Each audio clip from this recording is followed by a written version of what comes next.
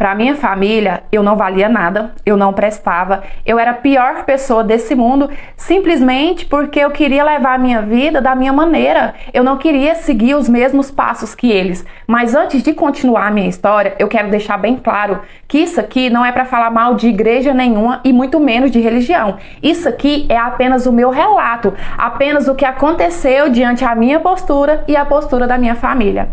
Bom, os meus dois irmãos mais velhos e os meus pais, desde que eu me entendo por gente, eles são da igreja e daqueles assim bem fiel. E quando eu era adolescente, eu não gostava, eu não queria ir para a igreja, eu não queria me vestir da forma que a minha mãe e as outras mulheres da igreja se vestia. Eu gostava da minha vidinha. Eu gostava demais de ir para uma festa, para uma balada, de usar as minhas roupinhas justas, curtinha, porém, era só isso. De verdade, eu não acho que era nada demais, até porque eu tinha 16 anos, eu ia para as minhas festas, mas eu não bebia, eu não usava nada, eu tinha 16 anos e ainda era moça, nunca tinha tido relação. Então, assim, ao meu ver, não era para tanto, não era para minha família fazer comigo tudo que eles faziam, porque os meus irmãos e os meus pais me esculhambavam, eles não mediam as palavras para me falar, não. Eu era perdida, eu era isso, eu não ia ter futuro porque eu não ia para a igreja, eu só queria saber de festa.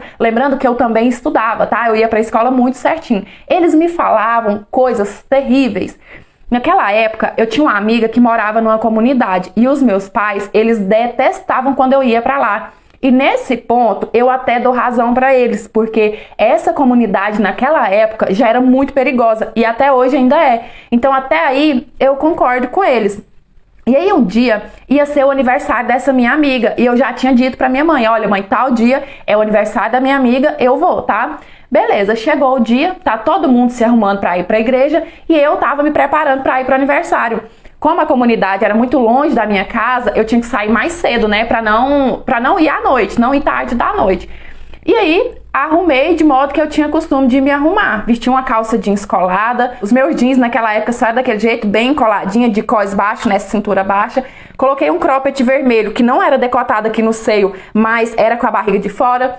Fiz uma maquiagem escura, da forma que eu fazia todos os dias, coloquei um batom vermelho, enchi a minha orelha com os meus piercings, enfim. Quando eu tava saindo, eu fui dar tchau pra minha mãe e avisar que eu tava indo, porque era o meu costume. Eu não saía de casa sem avisar os meus pais. Falei, tchau mãe, tô indo, tá? Nessa hora, a minha mãe me olhou de cima e embaixo e falou assim, toda família tem que ter um amaldiçoado pra estragar tudo, né?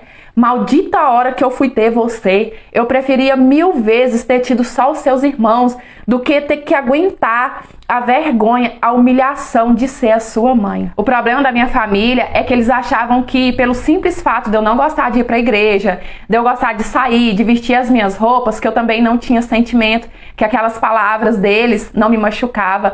E o pior foi ver nos olhos da minha mãe que aquilo que ela estava me dizendo não era da boca para fora, dava para ver que aquilo estava vindo do coração.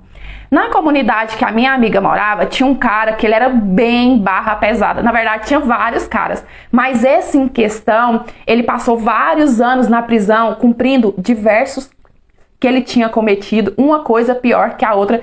Tudo que vocês pensar de ruim, aquele cara já tinha feito, vendia as coisas erradas, no tanto que o pessoal da comunidade ali considerava ele como se ele fosse um chefão, todo mundo tinha medo do cara.